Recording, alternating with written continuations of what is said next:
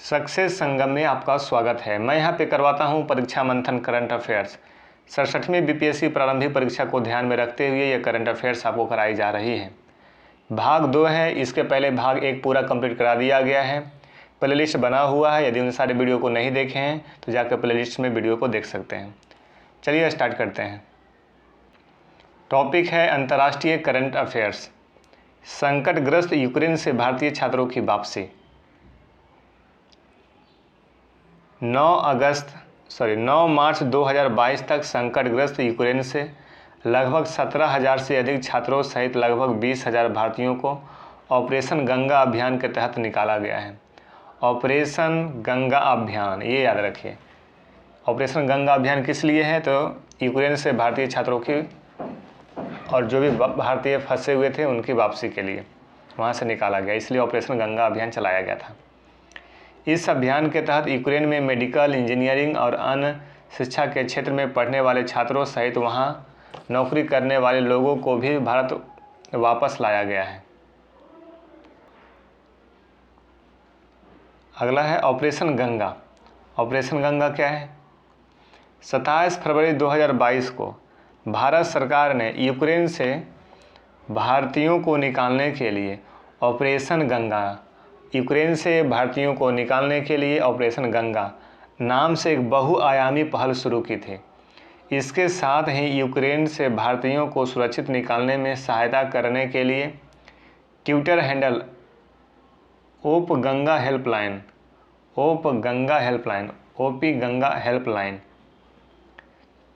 तो ये Twitter handle ओप Ganga helpline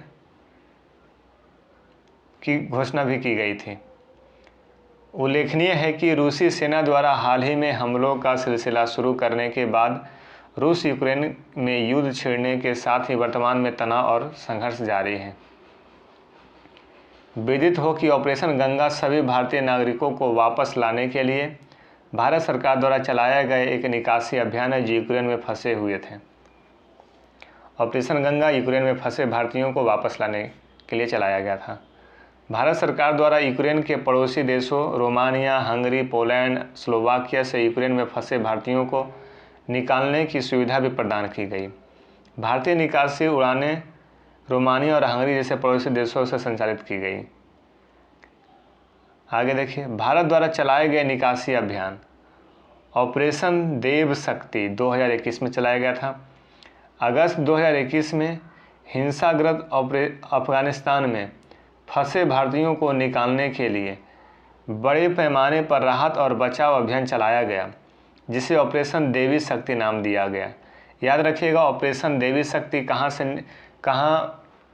से भारतीयों को निकालने का अभियान था? तो अफगानिस्तान में फंसे भारतीयों को अफगानिस्तान से भारत लाने के लिए ऑपरेशन देवी शक्ति नाम से एक अभियान चलाया गया था। आगे देखिए, वंदे भारत मिशन 2020। वर्ष 2020 में कोरोना वायरस के कारण वैश्विक यात्रा पर प्रतिबंध होने से विदेश में फंसे भारतीय नागरिकों को वापस लाने हेतु वंदे भारत मिशन चलाया गया। इस मिशन के तहत कई चरणों में 30 अप्रैल 2021 तक लगभग 60 लाख भारतीयों को वापस लाया गया था। तो वंदे भारत मिशन किस लिए? तो कोरोना वायरस के संकट काल में फंसे हुए भारत से बाहर के भारतीयों को वापस लाने के लिए चलाया गया था वंदे भारत मिशन। ऑपरेशन शक्ति कहाँ फंसा हुआ भारतीय था? अफगानिस्तान से निकालने की बात की गई थी। वंदे भारत कोरोना के कारण जो विदेशों में फंसे हुए थे भारतीय, उनको भारत वापस लाने के लिए वंदे भारत मिशन चलाया गया था और ये 2020 में चलाया गया था, ऑपरेशन शक्ति 2021 में। आगे देखिए, ऑपरेशन समुद्र सेतु 2020। वर्ष 2020 में कोविड-19 महामारी के दौरान भारतीय नागरिकों को विदेशों से घर वापस लाने के लिए नौसैनिक अभियान ऑपरेशन समुद्र सेतु चलाया गया था। ऑपरेशन समुद्र सेतु क्या है? तो ये एक नौसैनिक अभियान है, नाम से भी पता लग रहा है, जिसके तहत 3,992 भारतीय नागरिकों को समुद्र के रास्ते सफलतापूर्वक वापस लाया गया। विदित हो कि इस अभियान में भारतीय नौसेना के जहाज Jalashwa, landing platform dock, Airavat, Shardul तथा मगर लैंडिंग शिप टैंक ने भाग लिया था। तो आप दिमाग में इतना बना के रखिए, ऑपरेशन समुद्र सेतु किस लिए? तो यह कोविड-19 महामारी के दौरान भारतीय नागरिकों को विदेशों से लाने के लिए यह एक नौसैनिक अभियान था, जिसमें 3,992 भारतीयों को समुद्र के रास्ते सफलतापूर्वक वापस लाया गया था। अगला है ब्रुसेल्स से निकासी 2016 में की गई थी। मार्च 2016 में बेल्जियम जेवेंटेम में ब्रुसेल्स हवाई अड्डे पर तथा मध्य ब्रुसेल्स में मालबिक मेट्रो स्टेशन पर एक आतंकवादी हमला हुआ था। इस अभियान के तहत जेट एयरवेज की फ़्लाइट से 28 क्रू मेंबर्स समेत कुल 242 भारतीयों को भारत लाया गया था। तो ब्रुसेल्स से भी 2016 में निकासी हुई थी। ऑपरेशन राहत 2015 में आया था, इसको ध्यान में रखिए। 2015 के यमन संकट के दौरान भारतीय सशस्त्र बल द्वारा शुरू किए गए ऑपरेशन राहत के अंतर्गत यमन से 41 देशों के 960 विदेशी नागरिकों के साथ 4,640 से अधिक भारतीय नागरिकों को निकाला गया था। तो ऑपरेशन राहत समझ जाइए, ये 2015 में चलाया गया था और यह एक सशस्त्र बल के द्वारा शुरू किया गया था, भारतीय सशस्त्र बल के द्वारा ऑपरेशन राहत, और यह यमन से भारतीयों को निकालने के लिए चलाया गया था ऑपरेशन राहत। ठीक है, तो ऑपरेशन राहत समझ गए, ब्रुसेल्स से निकासी, ऑपरेशन समुद्र सेतु, वंदे भारत मिशन, ऑपरेशन देवी शक्ति, और अभी हम लोग पढ़े ऑपरेशन गंगा, जो यूक्रेन से निकालने के भारत को वापस लाने के लिए चलाया गया था। आगे देखिए, अभी और भी ऑपरेशन है। ऑपरेशन से यदि क्वेश्चन बन जाएगा तो छूटेगा नहीं। ऑपरेशन मैत्री 2015 में ये चलाया गया था। वर्ष 2015 में नेपाल में आए भूकंप में बचाव और राहत संचालन और भारत सरकार और भारतीय सशस्त्र बलों के द्वारा किया गया था। इस अभियान के तहत भारतीय सशस्त्र बलों ने लगभग 5,188 लोगों को निकाला था ऑपरेशन मैत्री के तहत, जबकि लगभग 785 विदेशी पर्यटकों को भारत सरकार द्वारा पारगमन वीज़ा प्रदान किया गया था। ऑपरेशन मैत्री 2015 में चलाया गया था। इसमें 5,188 लोगों को निकाला गया था, 785 विदेशी पर्यटकों को भारत सरकार के द्वारा पारगमन वीज़ा प्रदान किया गया था। और यह जो ऑपरेशन मैत्री है, ये नेपाल में आए भूकंप से बचाव और राहत के लिए अभियान ये चलाया गया था। ठीक है, ऑपरेशन सुरक्षित घर वापसी 2011 में चलाया गया। 26 फरवरी 2011 को भारत सरकार ने लीबियाई गृह युद्ध में फंसे भारतीय नागरिकों की सुरक्षित वापसी के लिए इस अभियान को शुरू किया गया था। भारत सरकार ने लीबिया में जो गृह युद्ध हुआ था उसमें भारतीय फंसे थे, उससे वापसी के लिए यह अभियान चलाया गया था, ऑपरेशन सुरक्षित घर वापसी। इसमें लगभग 15,000 नागरिकों को बचाया गया था। विदित हो कि इसमें भारतीय नौसेना और एयर इंडिया द्वारा वायु मार्ग और समुद्र मार्ग दोनों का उपयोग किया गया था। ऑपरेशन सुकून 2006 में चलाया गया। जुलाई 2006 में इजरायल और लेबनान में सैन्य संघर्ष में भारत ने ऑपरेशन सुकून शुरू करके वहां फंसे हुए भारतीयों को बचाया, जिसे अब बेरूत स्लिफ्ट के नाम से भी जाना जाता है। विदित हो कि यह डनकर्क निकासी के बाद से सबसे बड़ा नौसैनिक बचाव अभियान था।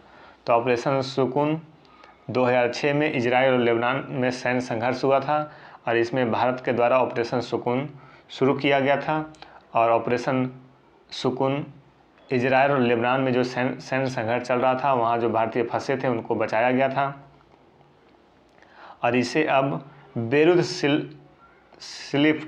स्लिफ्ट के नाम से भी जानते हैं। ऑपरेशन सुकून को बेरूत स्लिफ्ट के नाम से जानते हैं। इजरायल लेबनान में सैन्य संघर्ष हो रहा था, उसमें भारतीयों को बचाने की बात की गई थी। आगे देखिए, कुवैत एयरलिफ्ट 1990 में। वर्ष 1990 में इराक कुवैत लड़ाई में कुवैत में फंसे लगभग 1,70,000 से अधिक भारतीय नागरिकों को निकालने के लिए भारत सरकार द्वारा निकासी अभियान कुवैत एयरलिफ्ट शुरू किया गया था, जिसमें 1,70,000 से अधिक भारतीयों को एयरलिफ्ट किया गया। कुवैत एयरलिफ्ट नाम से समझ रहे हैं, कुवैत में ये अभियान चलाया गया था, भारत सरकार के द्वारा चलाया गया था कुवैत एयरलिफ्ट। इसमें 1,70,000 भारतीयों को वहाँ से वापस बुलाया गया। ये 1990 में हुआ था। इराक और कुवैत के बीच युद्ध हो रही थी। तो ऑपरेशन सुकून, कुवैत एयर फ्लीट, ऑपरेशन सुरक्षित घर वापसी, ऑपरेशन मैत्री, ये सारा अभी आपका ऑपरेशन पूरा हो गया है। अगला है रूस यूक्रेन संघर्ष। फिर से इसको कुछ देर के बाद हम लोग रिवीजन करेंगे। आप अभी ध्यान से सुनते जाइए, समझते जाइए। रूस यूक्रेन संघर्ष। हाल ही में रूस और यूक्रेन के बीच तब संघर्ष शुरू हो गया जब रूस ने यूक्रेन के कथित विसैनिकरण और नाजी प्रभाव मुक्ति के लिए आक्रमण करके पूर्वी यूक्रेन डोनबास क्षेत्र के डोनेस्टक और लुहांस्क विद्रोही क्षेत्रों को स्वतंत्र क्षेत्र घोषित कर दिया।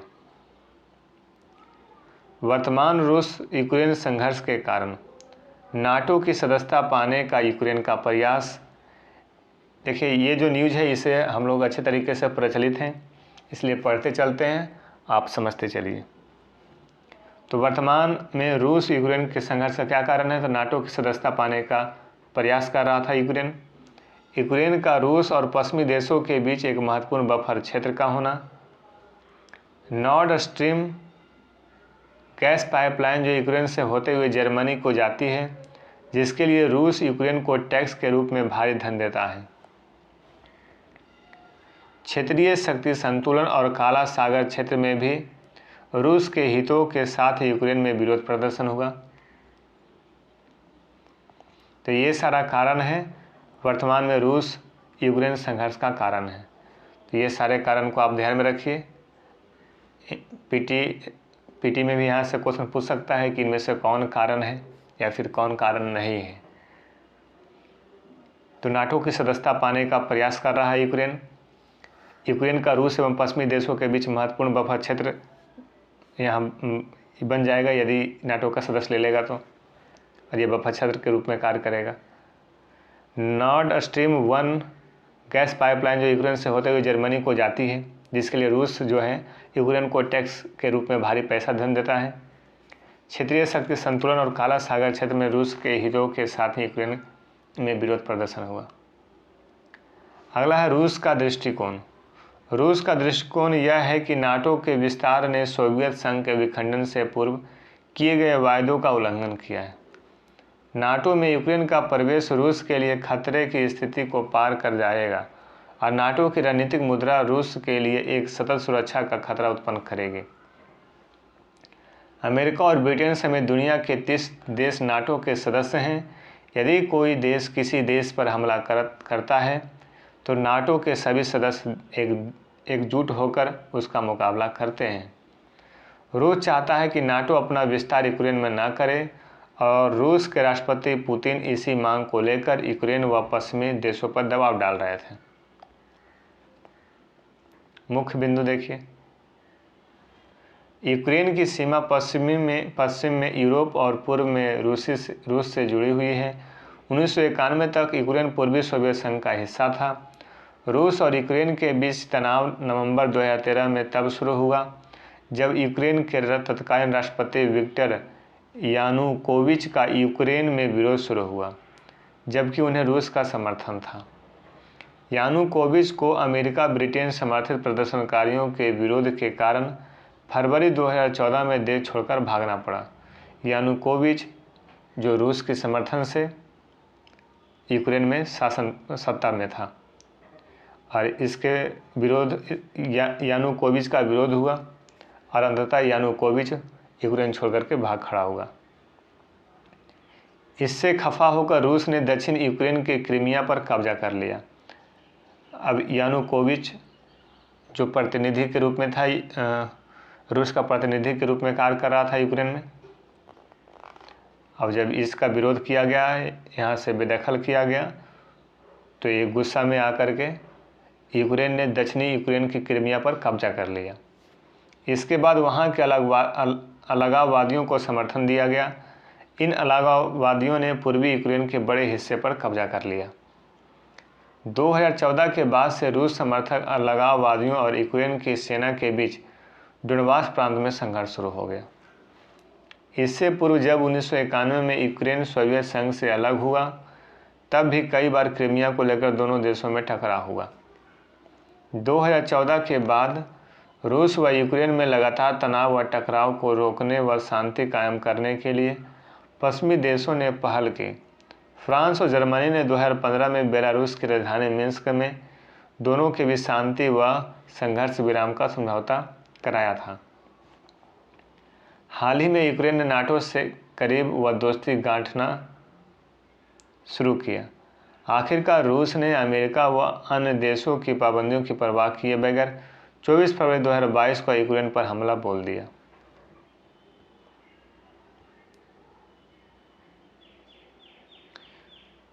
नाटो, अमेरिका व किसी अन्य देश ने यूक्रेन के समर्थन में युद्ध में भाग नहीं लिया।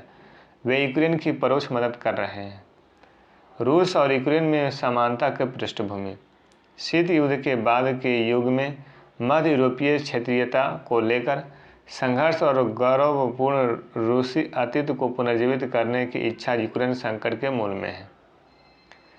यूक्रेन और रूस सैकड़ों वर्षों से सांस्कृतिक, भाषाई और पारिवारिक संबंधों की साझेदारी करते हैं। रूस में और यूक्रेन के जातीय रूप से रूसी भागों में कई लोगों के लिए दोनों देशों की साझा विरासत एक भावनात्मक मुद्दा है, जिसका चुनावी और सैन्य उद्देश्यों के लिए दोहन होता रहा है। दोनों एक ही बिरादरी का है, फिर भी ये दोनों लड़ रहा है। आगे देखिए, सोवियत संघ के एक भाग के रूप में यूक्रेन रूस के बाद दूसरा सबसे शक्तिशाली सोवियत गणराज्य था और रणनीतिक, आर्थिक एवं सांस्कृतिक रूप से महत्वपूर्ण स्थिति रखता था। देखिए बॉक्स में क्या है। रूस यूक्रेन संघर्ष पर संयुक्त राष्ट्र महासभा में निंदा प्रस्ताव में भारत की स्थिति क्या रही है? यहाँ से क्वेश्चन बनेगा, थोड़ा ध्यान रखिए। यूक्रेन के खिलाफ रूसी हमले की निंदा करने वाले संयुक्त राष्ट्र महासभा के इस प्रस्ताव के पक्ष में 141 सदस्यों ने वोटिंग किया। वहीं 5 ने इसका विरोध में वोट किया, जबकि भारत सहित 35 देशों ने इस प्रस्ताव में वोट नहीं दिया। भारत के साथ कितने देशों ने वोट नहीं किया है?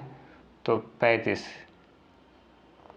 तटस्थता की स्थिति बनाए रखा भारत और इसके साथ 35 देश। 5 देशों ने इसका विरोध किया है। टोटल 141 सदस्यों ने वोटिंग की थी। ठीक है, अगला है स्विट्जरलैंड में छोड़ी तटस्थता। स्विट्जरलैंड ने छोड़ी तटस्थता।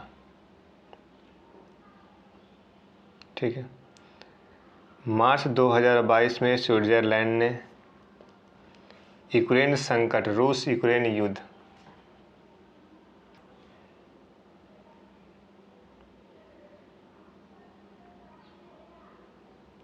पर तटस्थता छोड़ने की घोषणा करते हुए कहा कि वह रूस के खिलाफ प्रतिबंध लगाएगा। स्विट्जरलैंड की तटस्थता नीति और उसका विकास। स्विट्जरलैंड अपनी तटस्थता की नीति को लेकर काफ़ी प्रसिद्ध है। हालांकि उसकी इस नीति को शांतिवाद की अवधारणा मानकर भ्रमित नहीं होना चाहिए। स्विट्जरलैंड में पुरुषों के लिए सैन्य सेवा में शामिल होना अनिवार्य है। विदित हो कि 1783 में पेरिस संधि के तहत स्विट्जरलैंड को एक तटस्थ देश के रूप में स्वीकार किया गया था। उल्लेखनीय है कि पेरिस संधि पर 3 सितंबर 1783 को ग्रेट ब्रिटेन, संयुक्त राज्य अमेरिका और कनाडा द्वारा पेरिस में हस्ताक्षर किए गए थे तथा इसके आधिकारिक रूप से अमेरिका युद्ध को समाप्त कर दिया गया था। तो ये जो पेरिस संधि जो किया गया था, संयुक्त राज्य अमेरिका, कनाडा, ब्रिटेन, 3 सितंबर 1783 को ग्रेट ब्रिटेन, संयुक्त राज्य अमेरिका और कनाडा द्वारा पेरिस में हस्ताक्षर किया गया था और इसके बाद आधिकारिक रूप से अमेरिका युद्ध को समाप्त कर दिया गया था। और इस समय जो स्विट्जरलैंड था एक तटस्थ देश के रूप में स्वीकार किया गया था 1783 में। उस समय से स्विट्जरलैंड को तटस्थ देश के रूप में ही समझा जाता है। और यहाँ पर भी रूस यूक्रेन युद्ध का जो संकट है इसमें भी स्विट्जरलैंड तटस्थता के रूप में है। ध्यातव्य है कि प्रथम विश्व युद्ध 1914 से 18 के दौरान स्विट्जरलैंड ने अपने निष्पक्ष रुख को अपनाया रखा। प्रथम विश्व युद्ध 14 से 18 जो हुआ था उस समय भी ये निष्पक्ष रुख इसका था, स्विट्जरलैंड का। इस दौरान स्विट्जरलैंड ने अपनी सेना जुटाई और शरणार्थियों को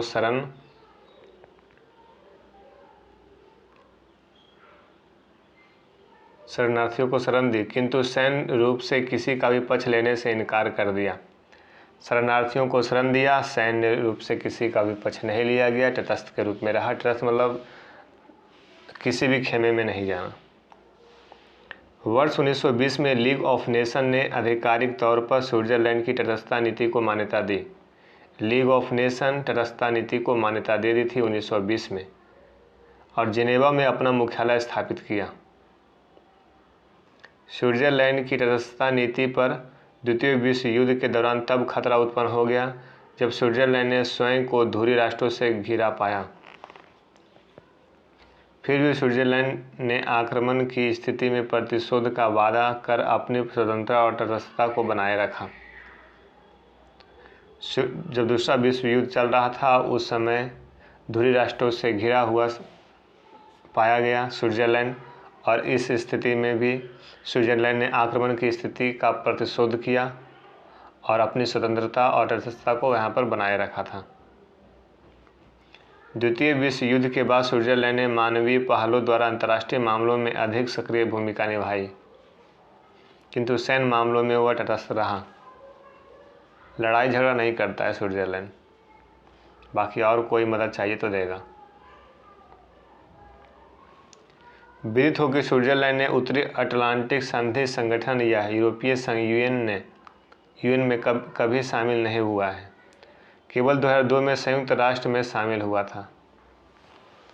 ये न तो नाटो में न तो यूरोपीय संघ में कभी भी किसी खेमे में शामिल नहीं हुआ, और ये 2002 में केवल यूनाइटेड नेशन में शामिल हुआ था स्विट्जरलैंड। तो स्विट्जरलैंड की तटस्थता नीति को यहाँ पर बताया गया है, ठीक है। आगे देखिए, मालवी ने पोलियो के प्रकोप, मालवी में पोलियो के प्रकोप।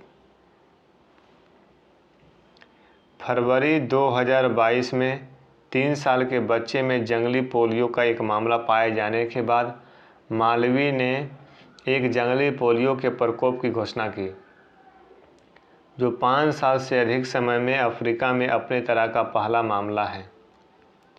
विदित हो कि वर्ष 2020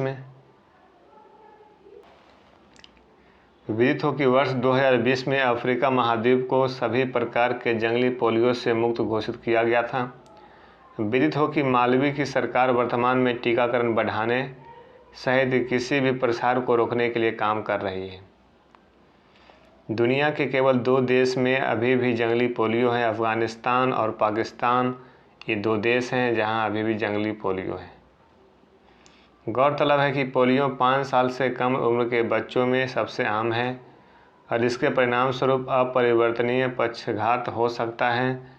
जब यह वायरस श्वसन की मांसपेशियों को नुकसान पहुंचाता है तो मृत्यु हो सकती है।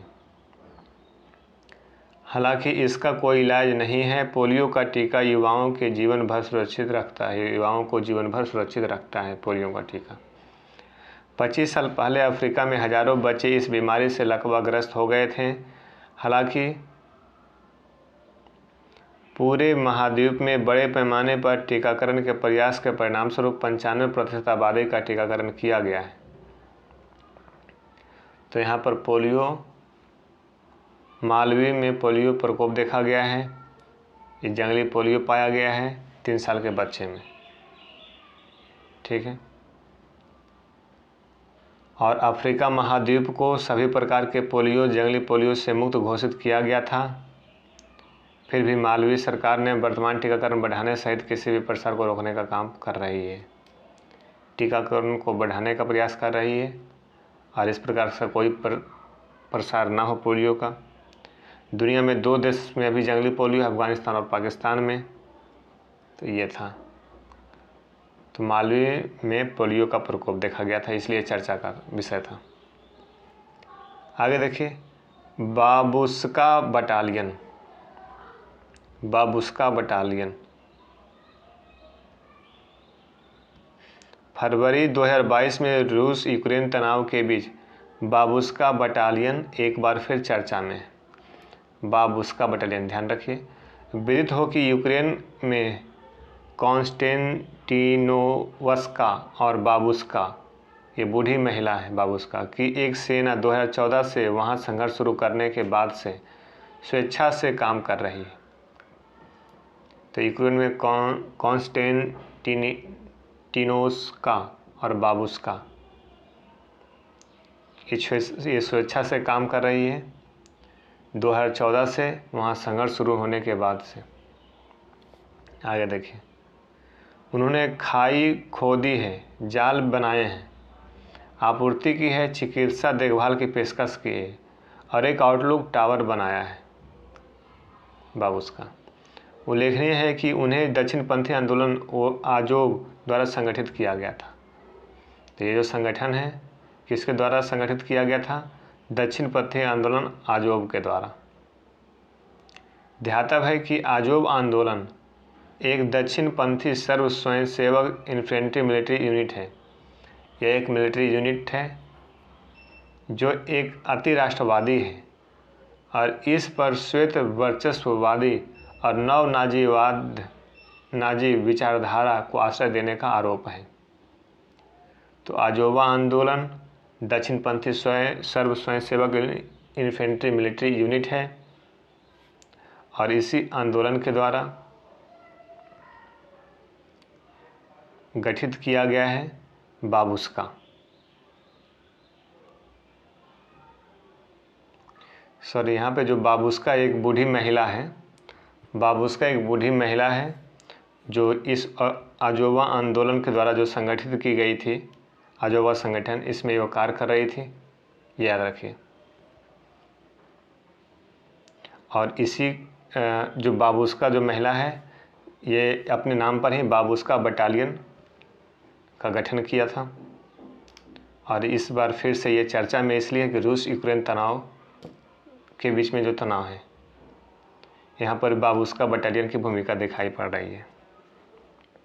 ये अति राष्ट्रवादी है, ठीक है।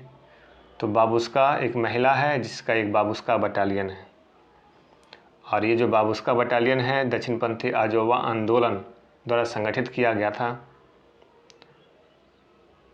और इसमें उन्होंने खाई खोदी थी, जाल बनाए थे, आपूर्ति की थी, चिकित्सा देखभाल की पेशकश की थी, एक आउटलुक टावर भी बनवाया था।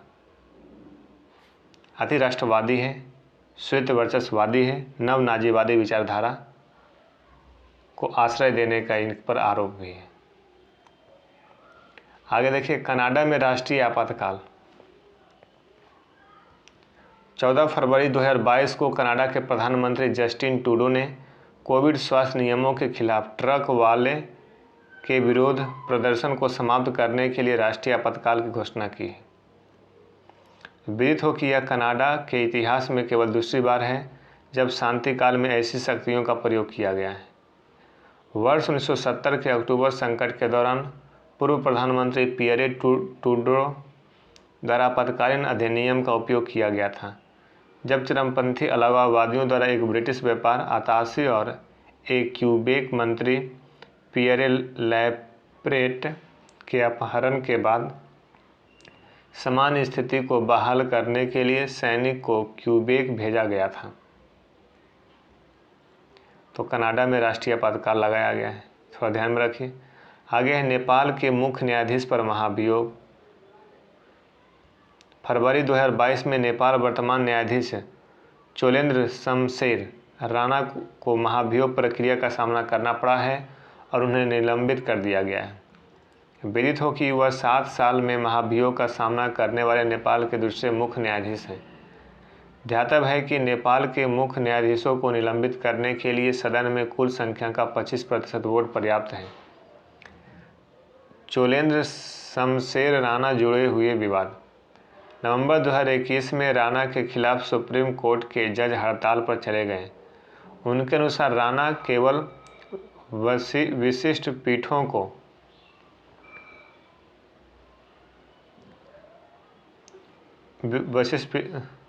पीठों के मामले आवंटित कर रहे थे, वरिष्ठ पीठों के। वह महत्वपूर्ण राजनीतिक मामलों को छोड़ रहे थे। इससे राणा ने मुकदमों के आवंटन की व्यवस्था बदल दी। उन्होंने यादृच्छिक रूप से मामलों को आवंटित करने के लिए लॉटरी प्रणाली लगाई। इसके अलावा राणा पर भ्रष्टाचार, अदालत के कुप्रबंधन, सरकार से संबंधित सुनवाई में देरी आदि के भी आरोप लगाए गए हैं। अब इस पर महाभियोग चल रहा है।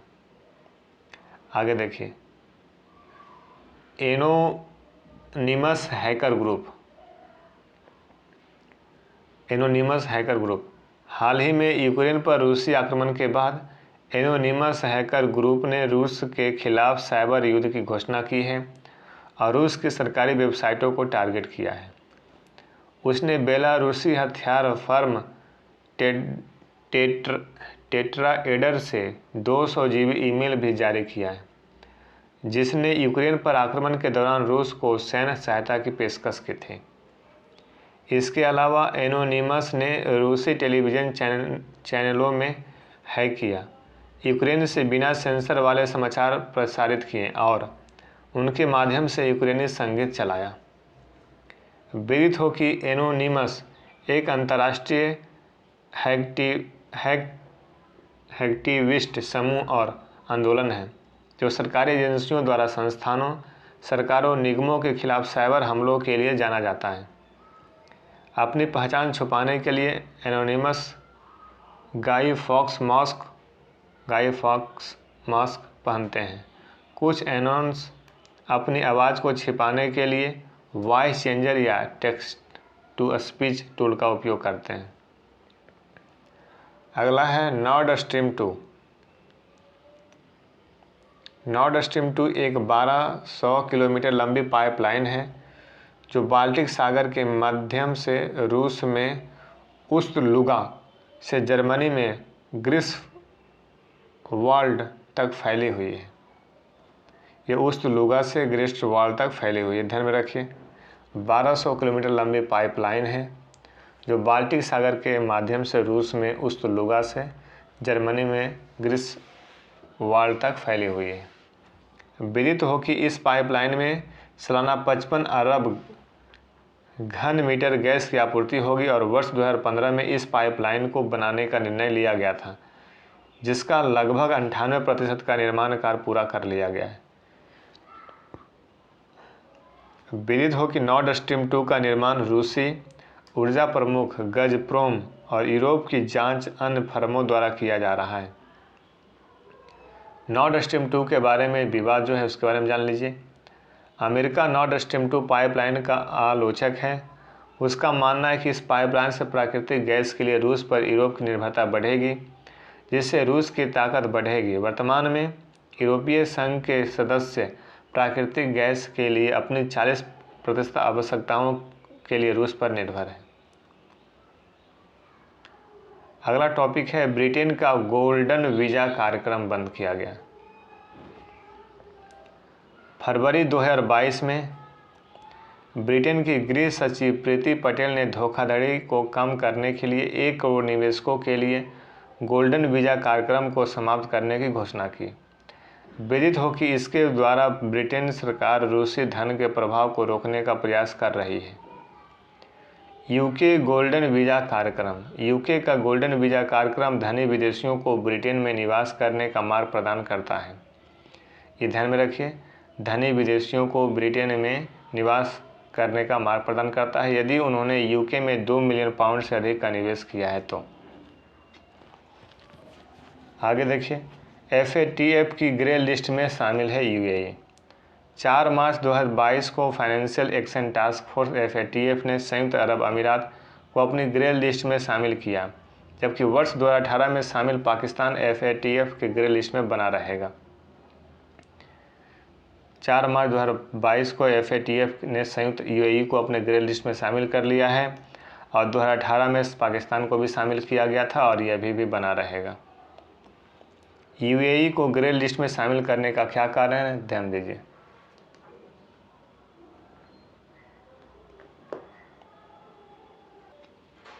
धन के अवैध प्रवाह को रोकने के लिए पर्याप्त वित्तीय सूचना क्षमता का अभाव है। संदिग्ध वित्तीय लेन देन की लगातार पहचान करने और रिपोर्ट करने में असमर्थता।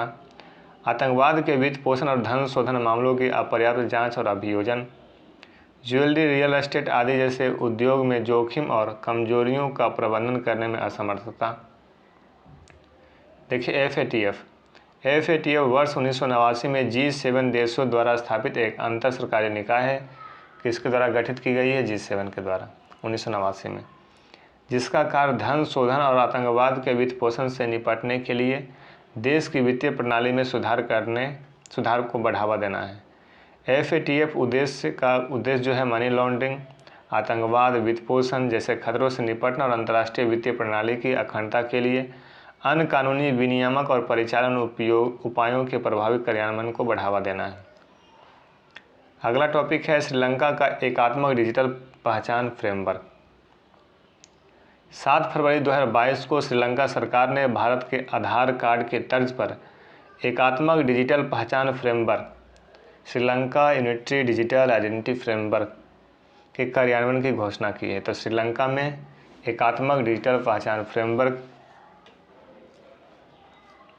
की कार्यान्वयन की घोषणा की गई है, और ये किसके तर्ज पर? तो भारत के आधार कार्ड के तर्ज पर। भारत ने श्रीलंका को इस फ्रेमवर्क के कार्यान्वयन के लिए अनुदान प्रदान करने में सहमति जताई है। भारत बोला है कि हम अनुदान तुमको देंगे इस काम के लिए, जिसकी पहल दिसंबर 2019 में श्रीलंका के राष्ट्रपति गोटाबया राजपक्षे और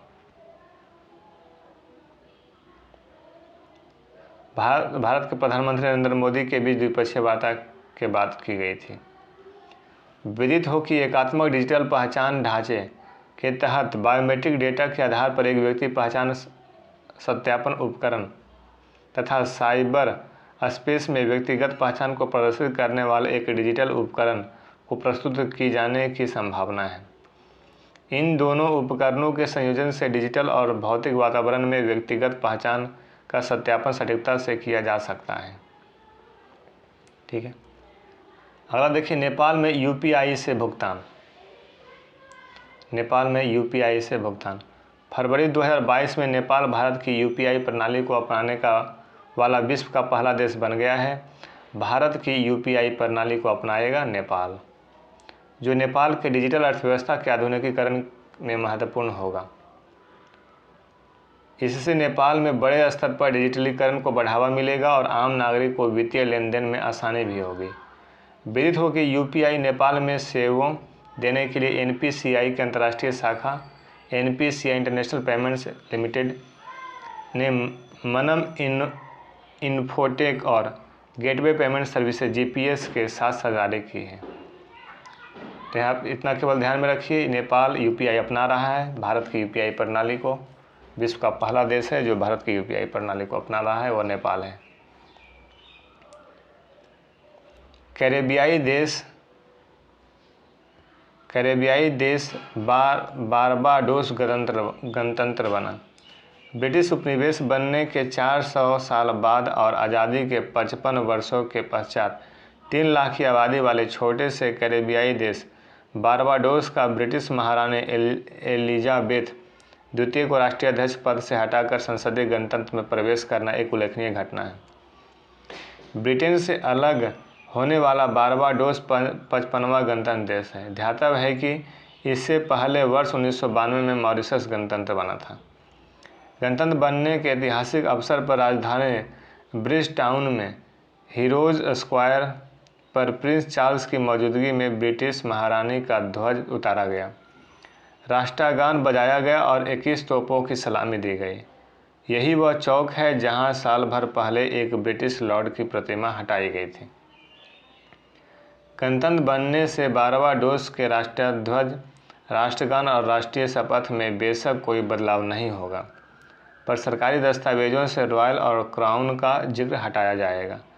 वहां की रॉयल पुलिस फोर्स को भी अब बारबाडोस पुलिस फोर्स के नाम से भी जाना जाएगा। बारबाडोस में 1625 में एक ब्रिटिश जहाज़ पहुंचा था और उसने किंग जेम्स एक के क्षेत्र घोषित कर दिया गया था। इसके बाद सैकड़ों साल तक यह देश अंग्रेज़ों का गुलाम रहा। ब्रिटेन की महारानी एलिजाबेथ द्वितीय अब 15 देशों की राष्ट्राध्यक्ष हैं। इनमें यूनाइटेड किंगडम के अलावा ऑस्ट्रेलिया, कनाडा और जमैका शामिल हैं। बारबाडोस ने महारानी को राष्ट्राध्यक्ष से पद का हटाकर नई शुरुआत की। उसकी जगह अब सैंड्रा मेसन देश की राष्ट्रपति हो गई।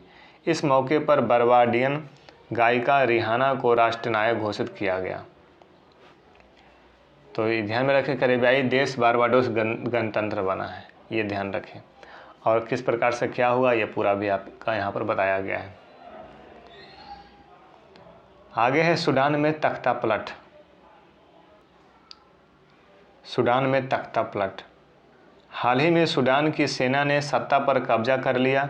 सैनिकों द्वारा कार्यवाहक प्रधानमंत्री अब्दुल्ला हमदोक और अन्य अधिकारियों को गिरफ्तार कर घंटों बाद सरकार को भंग कर दिया गया।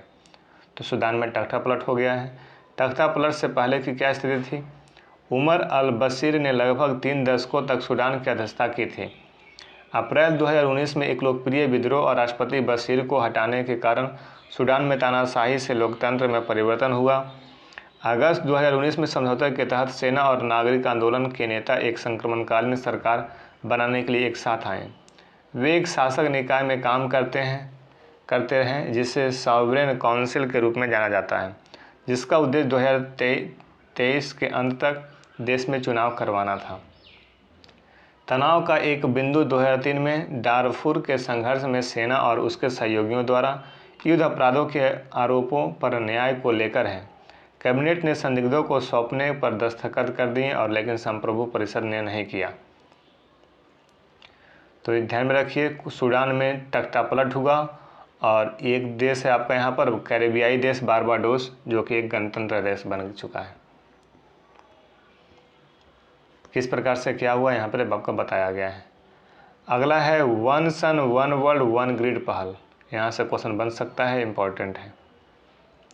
हाल ही में प्रधानमंत्री नरेंद्र मोदी और उनके ब्रिटिश समकक्ष बोरिस जॉनसन ने संयुक्त रूप से ग्लासगो में COP26 क्लाइमेट समिट में one sun one world one grid की पहल की शुरुआत की गई। तो ग्लासगो COP26 का जो सम्मेलन हुआ था, इसमें OSOWOG की शुरुआत की है। पहले ब्रिटेन और अब अमेरिका ने भी one sun one world one grid पहल को अपना समर्थन दे दिया है। ब्रिटेन भी समर्थन दिया, अमेरिका भी समर्थन दिया OSOWOG को। इस अवसर पर उन्होंने यह घोषणा की कि भारत की अंतरिक्ष एजेंसी इसरो जल्द ही दुनिया की एक कैलकुलेटर प्रदान करेगी जो किसी भी क्षेत्र और सौर ऊर्जा क्षमता को माप सकता है। इस पर घोषणा किया गया कि इसरो जो भारत का संस्थान है, वो दुनिया को एक कैलकुलेटर देगा जो कि सौर ऊर्जा क्षमता को माप सकता है। सौर ऊर्जा की चुनौती से निपटने के लिए one sun one world one grid समाधान का उपयोग किया जाएगा। पृथ्वी के वायुमंडल को 1 घंटे में पर्याप्त सूर्य का प्रकाश प्राप्त होता है, जिसका उपयोग पृथ्वी पर प्रत्येक मनुष्य की एक वर्ष के लिए बिजली की आवश्यकता को पूरा करने के लिए किया जा सकता है। One sun one world one grid क्या है, समझ लीजिए अच्छे से। OSOWOG के पीछे का मुख्य दर्शन है द सन नेवर सेट्स, अर्थात सूर्य कभी नहीं डूबता है। ये ध्यान रखिए, द सन नेवर सेट्स इसका दर्शन है OSOWOG का। चूँकि सूर्य किसी भी भौगोलिक स्थान पर किसी विशेष समय पर स्थिर रहता है, अतः यह योजना भी विश्व में ऊर्जा क्षेत्र में स्थिरता लाएगी और ऐसा अनुमान है। उल्लेखनीय है कि यह भारत द्वारा शुरू की गई सबसे महत्वाकांक्षी योजना है। किसके द्वारा शुरू किया गया? भारत के द्वारा, और आर्थिक लाभ की दृष्टि से भी महत्वपूर्ण है। इसे विश्व बैंक के तकनीकी सहायता कार्यक्रम के तहत लिया गया है। OSOWOG भारत के द्वारा COP26 सम्मेलन में इसकी घोषणा की गई है और इसका दर्शन है द सन नेवर सेट्स। इससे ये भारत का महत्वाकांक्षी योजना है। इससे आर्थिक लाभ भी होगा, ठीक है। तो यहाँ तक आपका हो गया। आगे है यूएसए आईएसए का 101वां सदस्य देश बना है।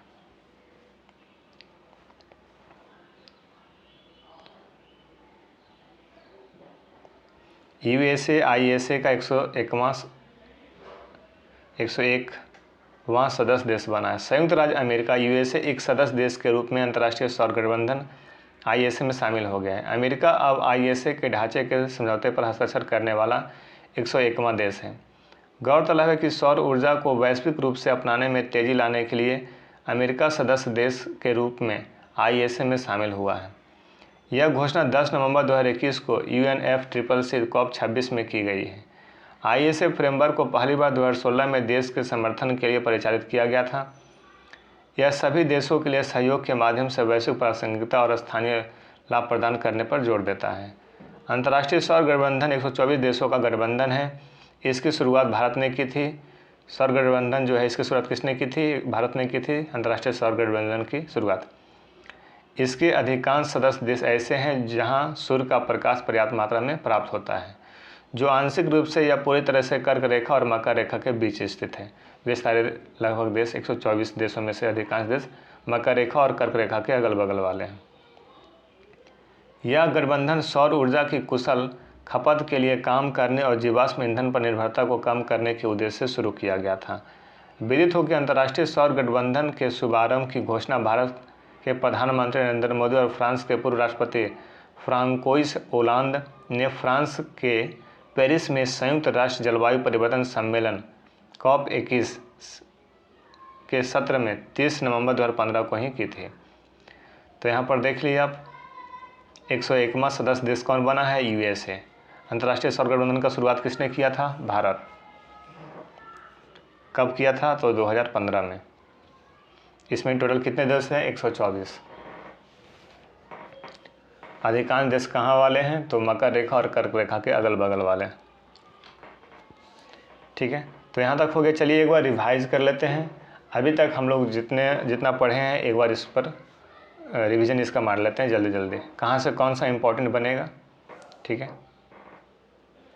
अंतर्राष्ट्रीय करंट अफेयर्स। अब देखिए इसमें क्या क्या इंपॉर्टेंट है, ध्यान देते जाइएगा। जो अभी हम बोलेंगे वो सारे प्रीलिम्स के लिए इम्पॉर्टेंट होगा। संकटग्रस्त यूक्रेन से भारतीय छात्रों की वापसी हुई थी। ऑपरेशन गंगा अभियान चलाया गया था, ये ध्यान में रखिए। फिर उसके बाद यहाँ पर ऑपरेशन देवी शक्ति 2021 में चलाया गया था, ऑपरेशन देवी शक्ति। और ये जो ऑपरेशन देवी शक्ति है, अफगानिस्तान में जो फंसे भारतीय थे, जब अफगानिस्तान हिंसाग्रस्त हो चुका था, उस समय भारतीयों को निकालने के लिए ऑपरेशन देवी शक्ति 2021 में चलाया गया। वंदे भारत मिशन, कोरोना काल में जो भारतीय विदेशों में फंसे थे उनको लाने के लिए वंदे भारत मिशन 2020 में चलाई गई थी। ऑपरेशन समुद्र सेतु, और ये समुद्र सेतु नाम से ही पता है कि ये नौसैनिक अभियान है, और ये भी कोविड-19 महामारी के दौरान ही चलाई गई थी भारतीयों को लाने के लिए। ब्रुसेल्स से निकासी की गई। ब्रुसेल्स जब मार्च 2016 में बेल्जियम जेवेंटेम में ब्रुसेल्स हवाई अड्डे तथा मध्य ब्रुसेल्स पर स्टेशन एक आतंकवादी हमला हुआ था ब्रुसेल्स में, और इस अभियान में और इसके लिए एक अभियान चलाया गया था। ब्रुसेल्स से भारतीयों को निकाला गया था। चलिए ठीक है। ऑपरेशन राहत यमन से भारतीयों को निकालने के लिए ऑपरेशन राहत। यमन जब संकट से जूझ रहा था, भारतीय सशस्त्र बल के द्वारा यह अभियान चलाई गई थी, यमन संकट।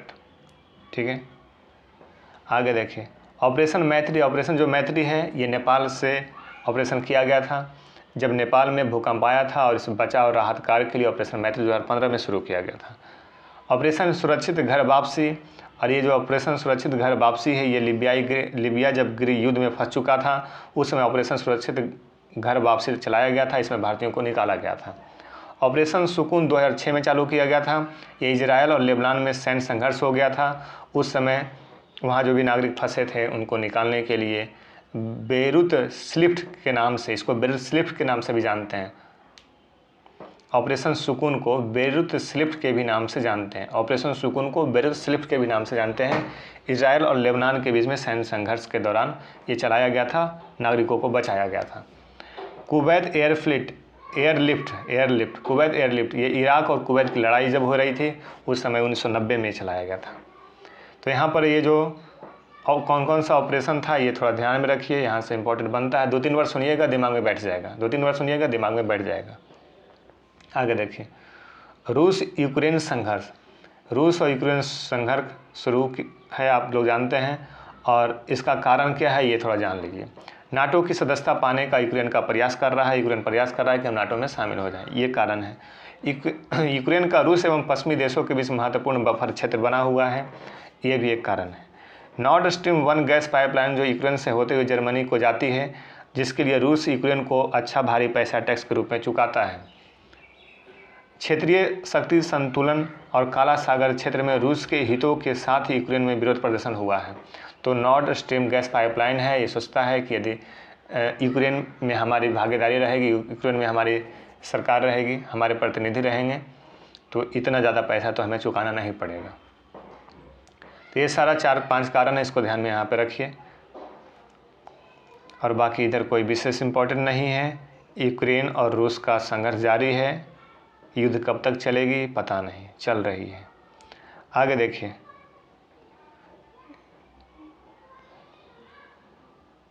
हाँ, रूस यूक्रेन संघर्ष पर संयुक्त राष्ट्र महासभा में निंदा प्रस्ताव लाई गई थी। इसमें भारत की क्या स्थिति है?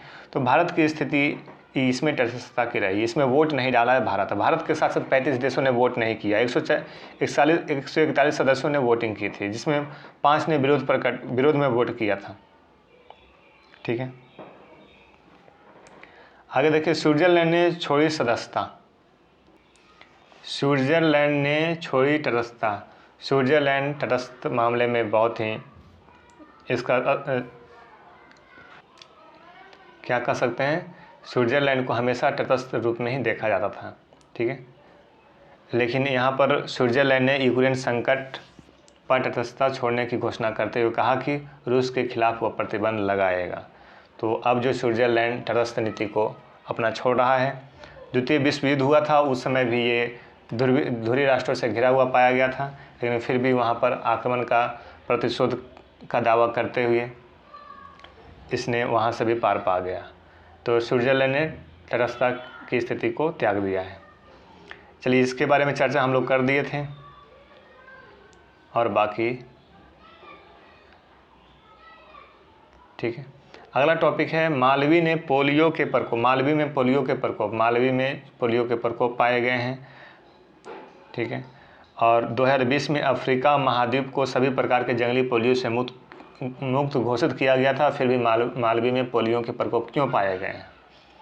3 साल के बच्चे में ये जंगली पोलियो देखा गया है, ये ध्यान में रखें। मालवी में पोलियो का प्रकोप, अफ्रीका महाद्वीप में सभी प्रकार के जंगली पोलियो को मुक्त घोषित करने के बावजूद भी पोलियो का प्रकोप।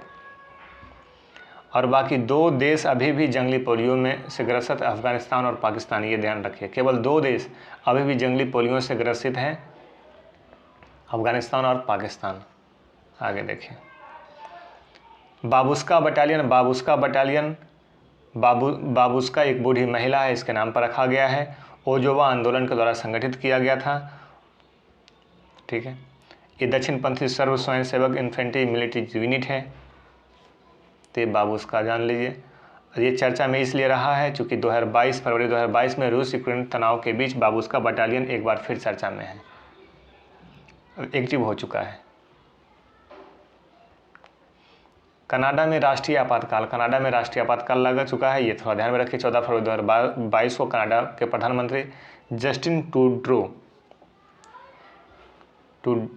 ट्रूडो ने कोविड स्वास्थ्य नियमों के खिलाफ ट्रक वाले के विरोध में प्रदर्शन समाप्त करने के लिए राष्ट्रीय आपातकाल की घोषणा की है।